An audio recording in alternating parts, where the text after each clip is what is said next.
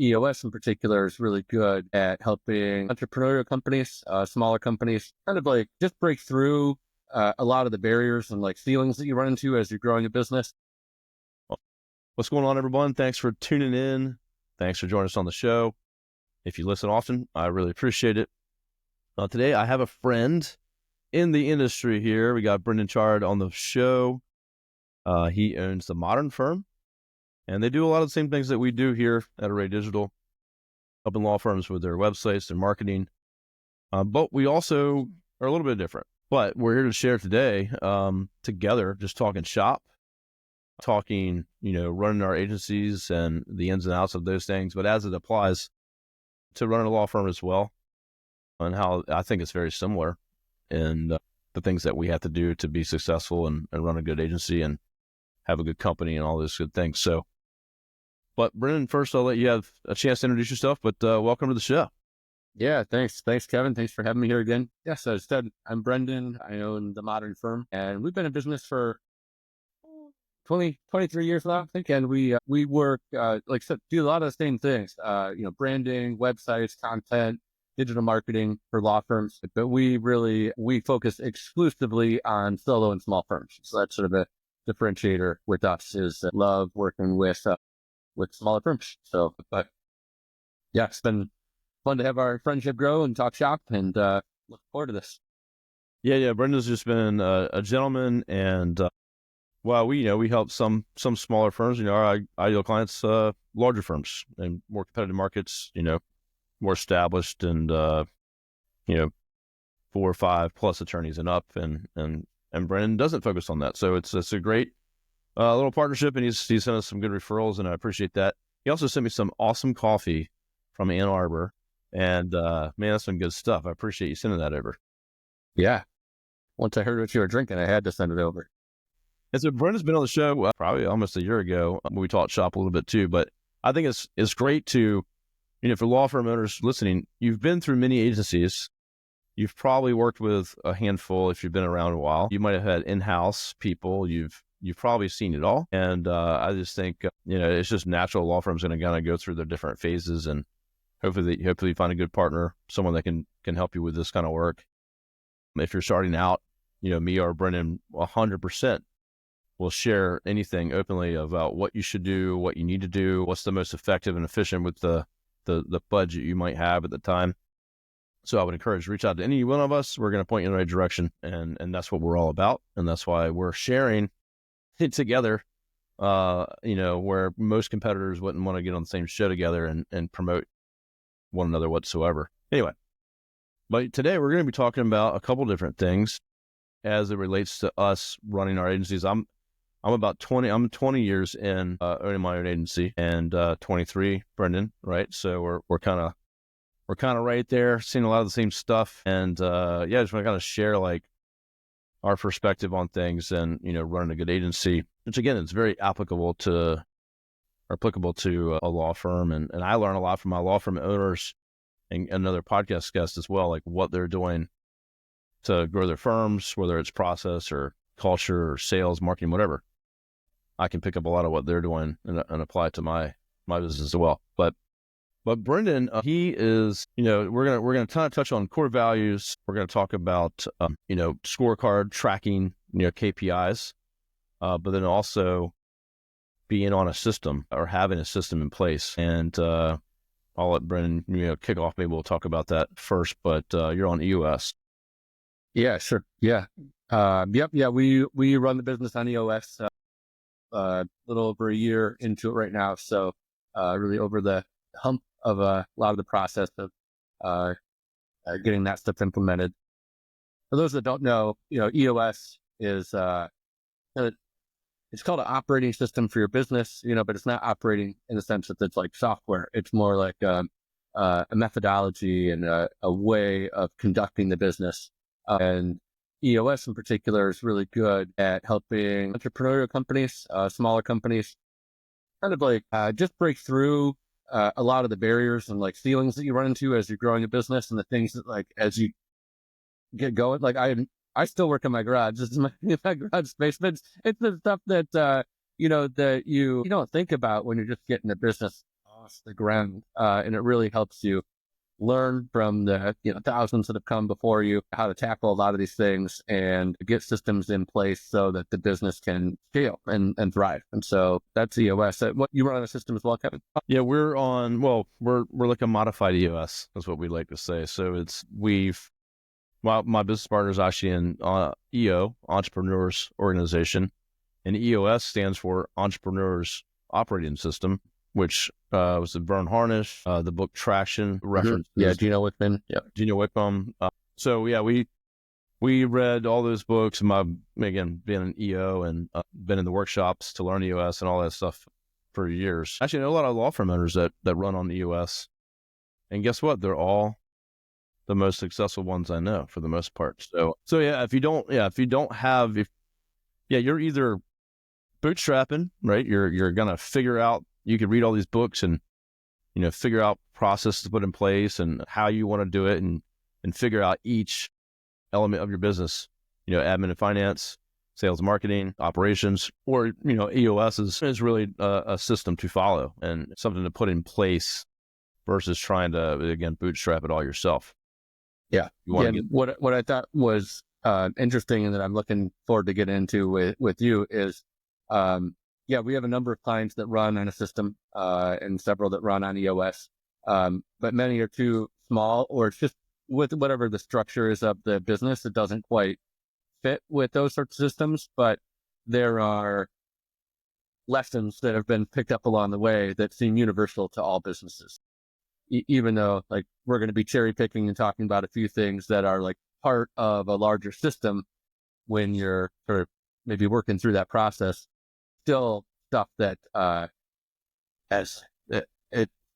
you hear it and you're like, yes, we should definitely be doing that, or that should be helpful. And so I'm excited to be, sharing that.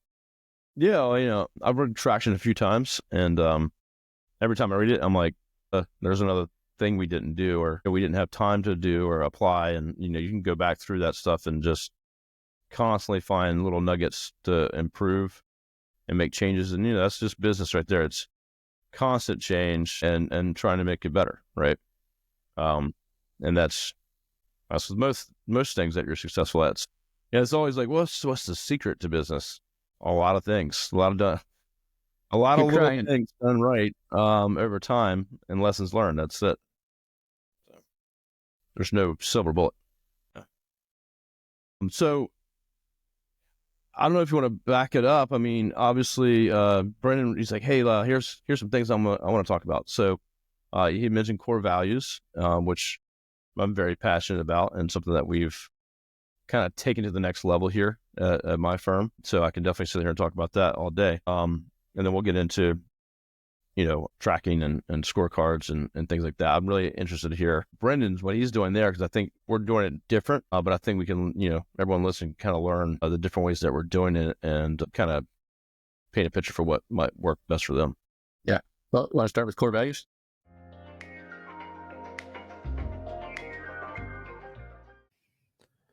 Today's episode is brought to you by Answering Legal. Now I just switched my company, Array Digital, over to Answering Legal, and it's made my life a whole lot easier. If I can't get to the phone, their 24/7 virtual receptionists take the call and take them through a full intake process, so we never miss new business again. Now, Answering Legal has been at this for more than a decade, and they specialize in answering phone calls for law firms like yours. They even have a brand new, easy-to-use app, and they integrate with all the top legal softwares and platforms. So, for my listeners today, we actually have a special deal of a 400-minute free trial offer of Answering Legal services that you can try out by going to answeringlegal.com/array. You can also call 631-437-4803 and use special code DAISY. That's my last name, DAISEY. So go check them out, and let's get back to the show.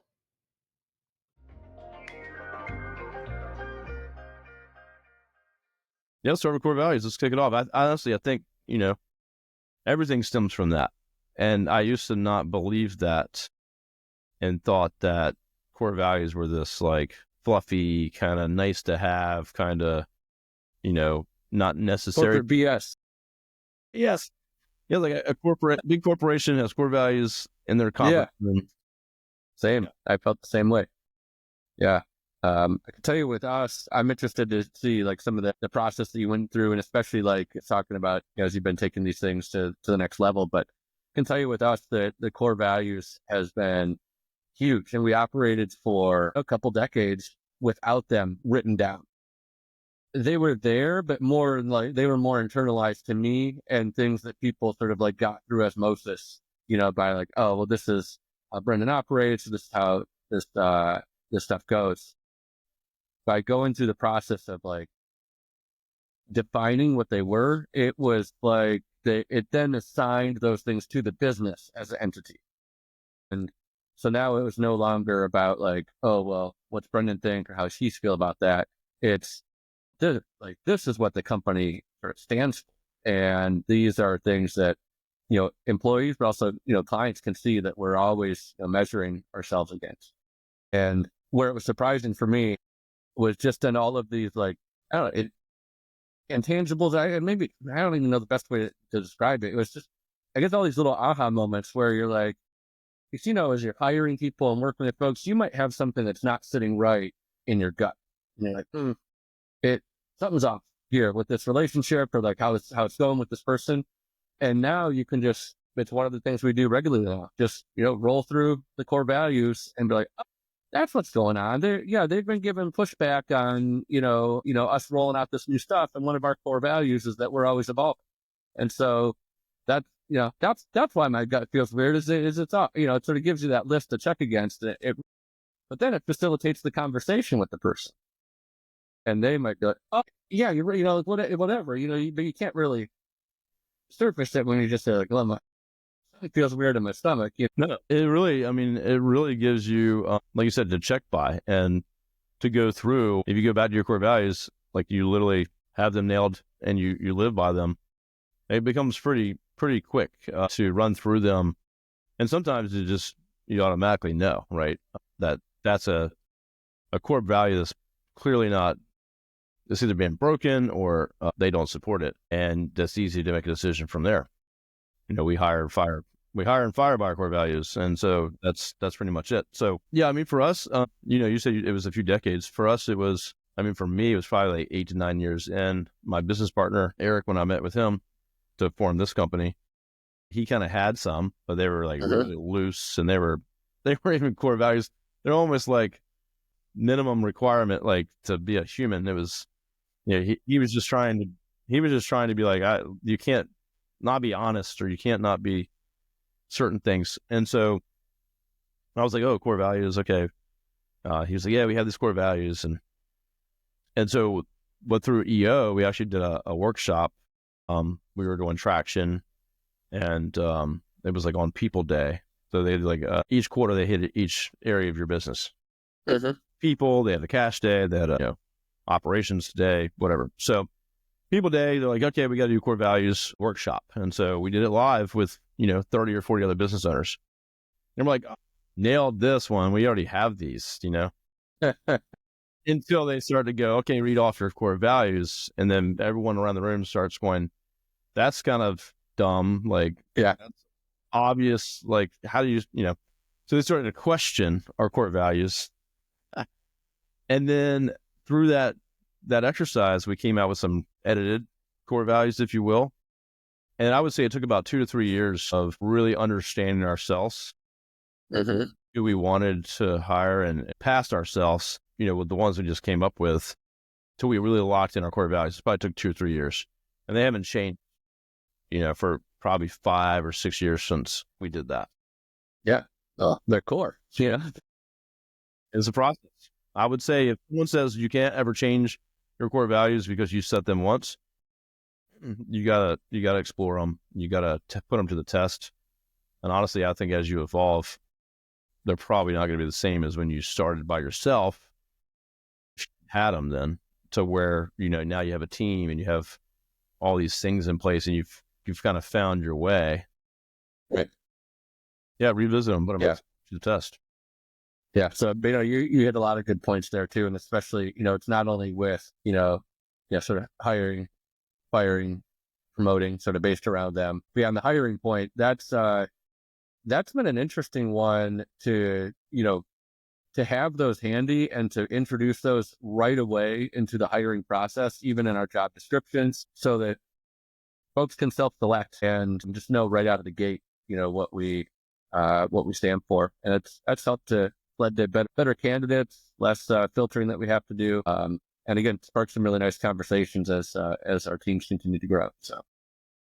Yeah. I mean, with hiring them for sure, it's like, you speak to those. The first they're up front on a position, they're up on there, they're on our website, but we actually speak to them in interviews and what they really mean and how we implement them and live by them. I mean, it sets kind of the tone for hey, you're coming into something different here. And if they have any problems or we see any issues with them living up to those core values, then that's a pretty easy decision to make. They can be super skilled and cocky about it and not interested to share or be transparent. Transparency is one of our core values. They're not getting a job here, right? So we don't care about skill as much as we do the person and their ability to work with the team and share and grow. Yeah. Yeah. To sort of close out that point there, unless you have more to share on core values, is I think about a lot of our clients where they're going through that process of hiring their first or second employee. And sometimes it's really hard to know, or you're just scrambling so much. So then to sit there and think about something is sort of highbrow sounding as core values seems like I'm just trying to keep my head above. We're breathing. I think we're good. Yeah. So, but like you mentioned, the core values that you sort of absorb when you join with your partner, a lot of them are just sort of right, just table stakes. These are no duh. Yes, of course you need show honesty. Up on time to the office. Show up. Yeah, exactly. And so, but that is a common mistake. Especially when you're hiring your first people, you might, have some doubts about who would want to work for me, or what, do I have this together enough? But taking a little time to think about those and to make sure that they're really, really solid, really reflective, definitely just helps make those decisions. Yeah. I mean, I would challenge anyone to flip it around, because I've also started another business right now today. I would start with core values. I would put them in place, and I think you just got to lean into it and be like, listen, I'm not the best or in the best spot, or maybe I'm not the worst, the best agency or the best lawyer at this. I'm just starting. Just own it. Hey, we got core values, is what we live by. Well, it's just you, Kevin. Doesn't matter. Here's where we're starting at. And so having that structure, I think, if you have the wherewithal, and just get it in place and just own it and say, yeah, it might be kind of corny because it's just me and we're just starting and I'm just trying to hire my first assistant. Put it in place anyway. Learn it from me and Brendan. Took years or decades to kind of come around to it. You can be way ahead by just saying, you know what, this is today, at least, my core values and what I hope you believe in as my first employee, that we're trying to build this thing right and we're trying to put in systems and processes. And I just think it starts with that. So I agree. It's a good segue into our next topic of long-term vision. Long-term vision. I think this is huge. Obviously, I'll kick it off as something we did, me and my partner, when we first started this firm, was set a 10-year goal, 2030 goal, big, crazy goal. But it didn't really mean much to my team. It always was kind of like a me and him thing because it was monetary.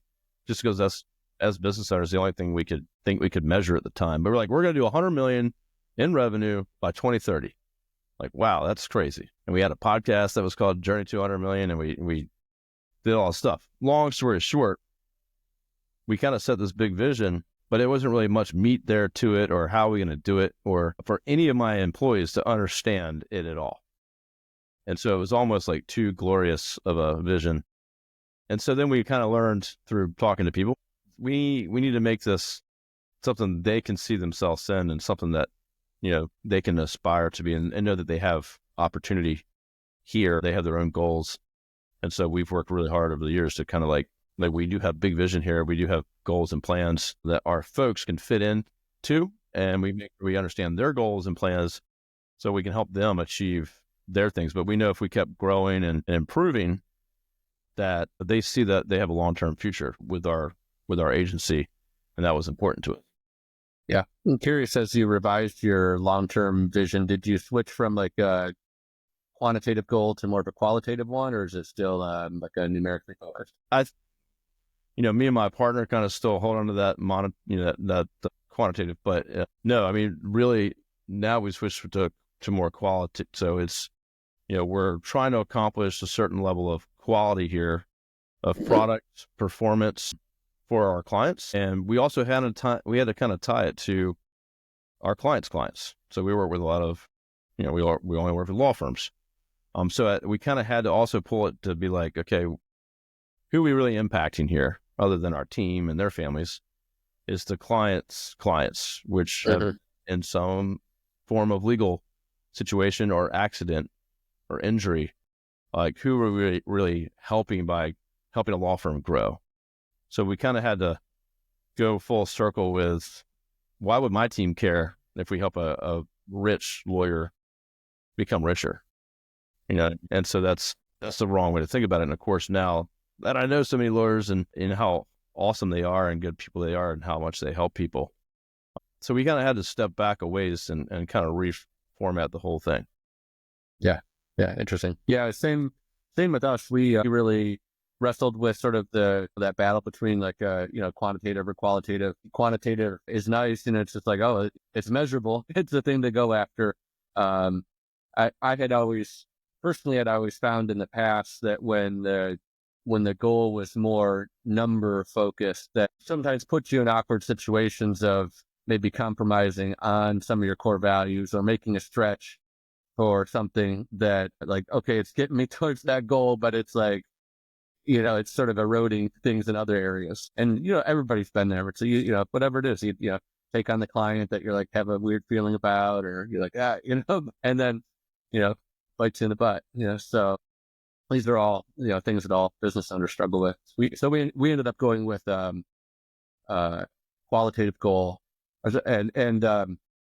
and really ours, yeah, similarly, like we're thinking about our clients are so often in the spot of like taking a risk, being a small firm, being small business. Often they are like leaving the structure and the support of a larger law firm, and just, and it's because, whatever is driving in them, they're like, I can't do it at this place anymore. I got to do it my way. I got, but that's a, huge thing to go from having your lease, your infrastructure, all the technology support, admin staff, everything, leads, all like, yeah, all that stuff, it's all taken care of. And now you're just like doing it on my own.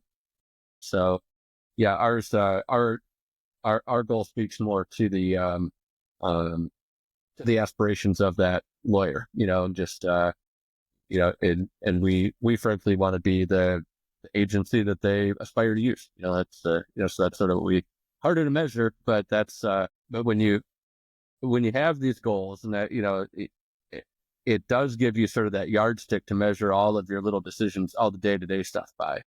And it's like, is this helping me? I'm on the fence about this thing. Is this helping me steer the ship towards this goal and where we want to be? And having that is, as an owner, but also for all the employees who are making, people on the team that are making day-to-day decisions.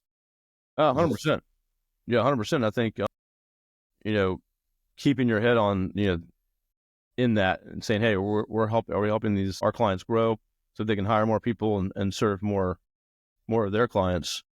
That's kind of, in a nutshell, kind of what ours is. And then our core values too. So, they're kind of wrapped together. It's like, hey, I'm about to do this thing for this, is it quality? So our core values are quality, urgency. Used to be on time. Be like, just be on time. Like, now it's urgency. Like, no, act with urgency on everything. So that means if we can do it faster for the client, do it. Don't have to be done 3 days from now when the task says. So, things like that. So, but, are we meeting all those core values and leading up, to our mission and to our long-term vision? And if we're doing those things, then we know we're doing the right things. We have the right people. Yeah. other sort of surprise benefits of having this, besides just like the day-to-day operations, comes back to what we were talking about before, like with hiring. I've been, again, until this was like in place, it's a super common question for people that you're interviewing to be on your team. Like, what, you can't grow without a team. You need people. You need to have good people in. And the good people ask questions like, where's your business headed? What's the, they want to see how they, what their career path is and how it fits. And so, like you said, the vision has to be there, but like I said, it's got to resonate with everybody so that they can see it fitting with their own objectives and what they want. And so that's been it's both, now that we're sort of tuned into it, when we're interviewing, I sort of feel like I kind of feel surprised at the number of times it gets asked. And then I'm also, dang, you got an answer for this. Like it's nice to have that answer right there. And it builds a lot of confidence in potential new hires. Yeah, and it puts you in a different level, right? So I talked to a lawyer the other day, he's actually near us, just scrambling, had an assistant that left after like a couple dozen years and did everything. And now it's like, they don't have anyone, now it's just him and no one to do anything. Because he didn't build up a team, didn't build up processes, didn't have that person record everything they were doing. And so you can operate like that till you're retired or dead. But I'm telling you, all this stuff feeds off each other and it builds. So now that you can answer that question and you have core values and, the quality of the people you're interviewing goes way up because you've weeded out all the other ones. And now you have the best of the best to choose from. And this is from a law firm as well. Mm-hmm.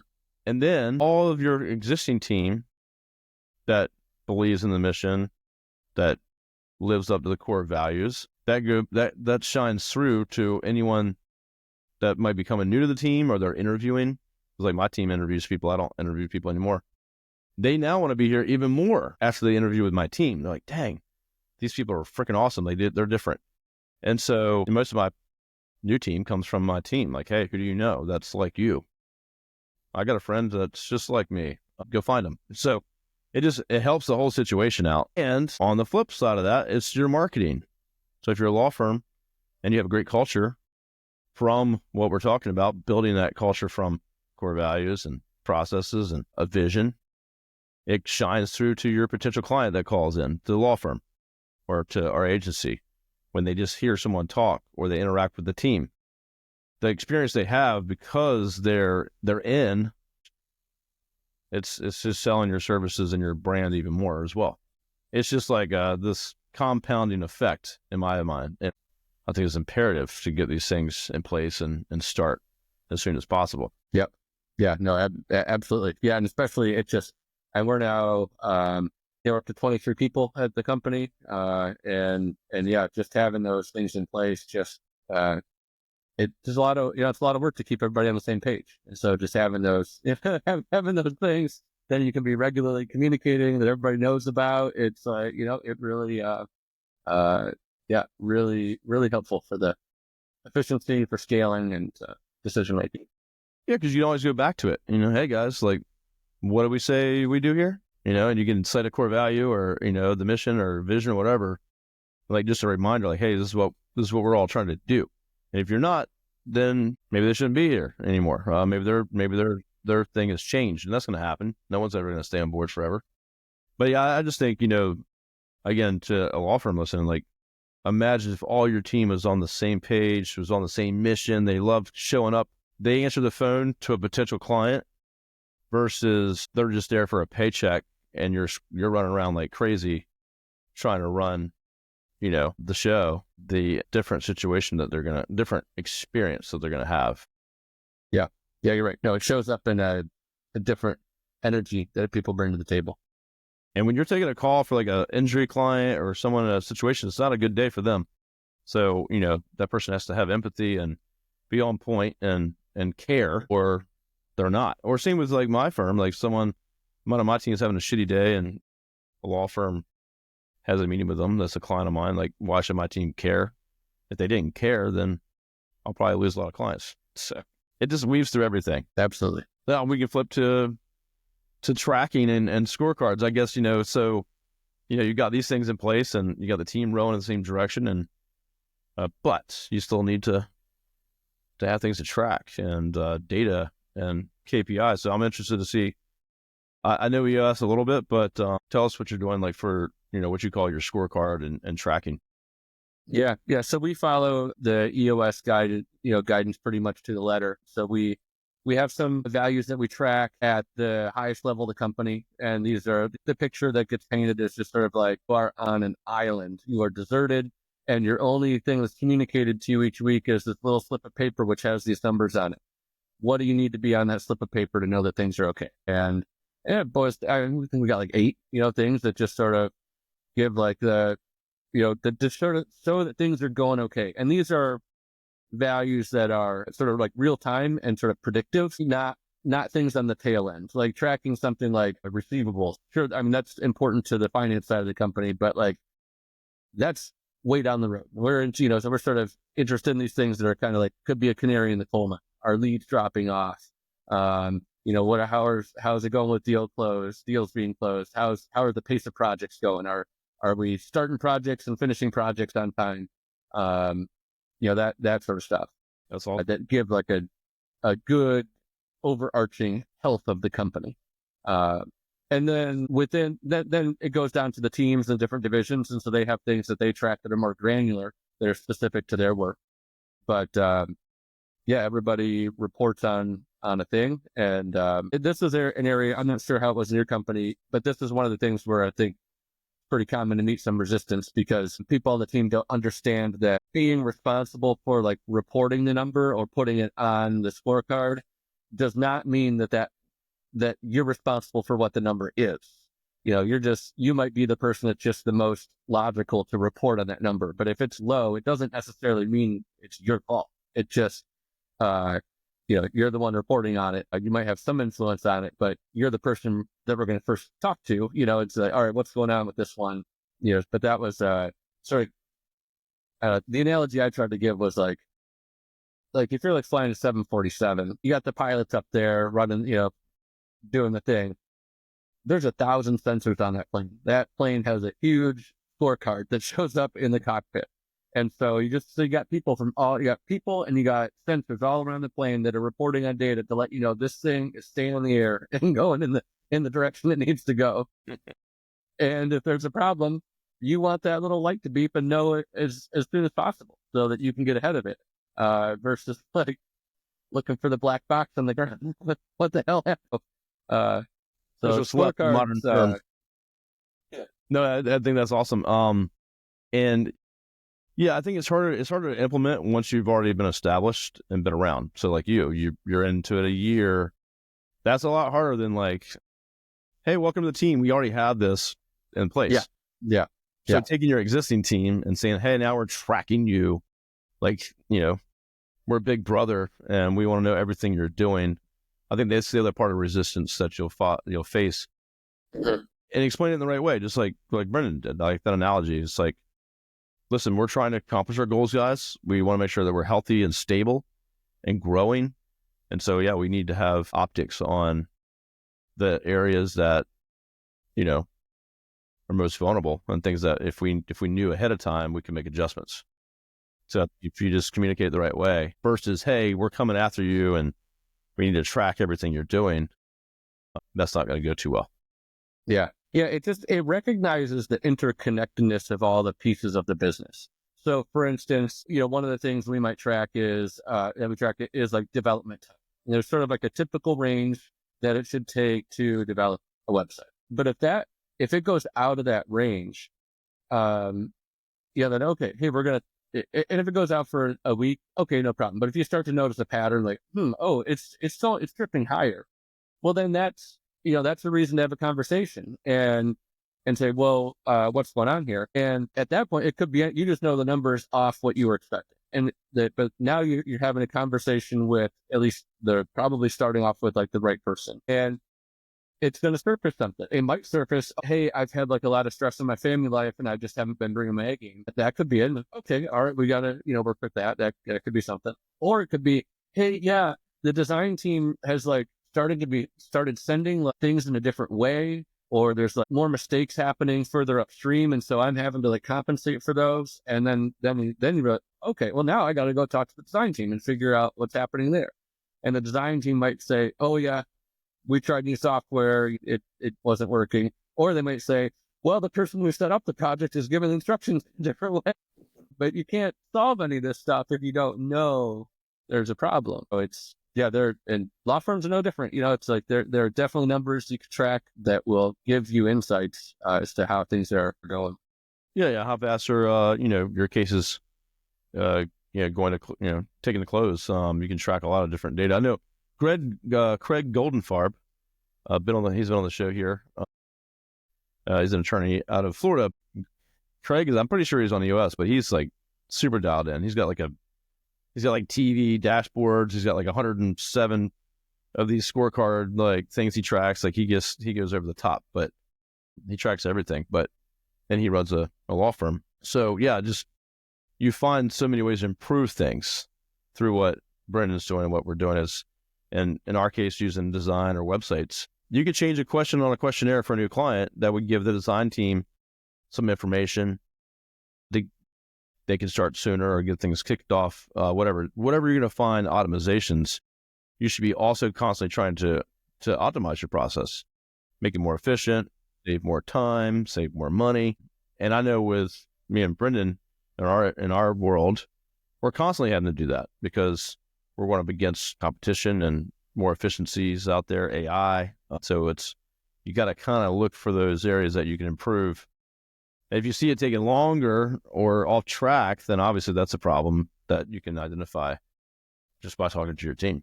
Yeah. Here, I was looking here. We have across the whole company, there's a couple duplicates, about 120 measurables across the whole company. There you go. At the leadership level, I was just checking. It's 15 things that we check on in the leadership team. So that's it's a lot of great data. Absolutely. The other thing that's super helpful for law firms is that, and the idea behind the scorecard is that then you're getting this data on a regular interval, typically weekly, and you have it over time. And so then when some numbers, because that can be the other thing, is that sometimes the number might be off, and it might be off because it's just what happens this time of year. Divorces go down close to the holidays, bankruptcy filings go up around tax. There's just different, depending on the practice of law, there's definitely a seasonality to some, businesses. And so it can give you some comfort too when you're like, oh, things seem slow this month. And you know what? Yeah, they were slow the same time last year too. It might just be how it is. And you can either just, And then you can get trends. Say, that's it. You can get trends for the data. Saying pretty much, right? And I ask lawyers all the time, you got any seasonality? Like, either they know they don't have a clue. But every business is seasonal to some degree. And so having those trends, and then you got benchmarks too, right? Benchmarks for people that come on board.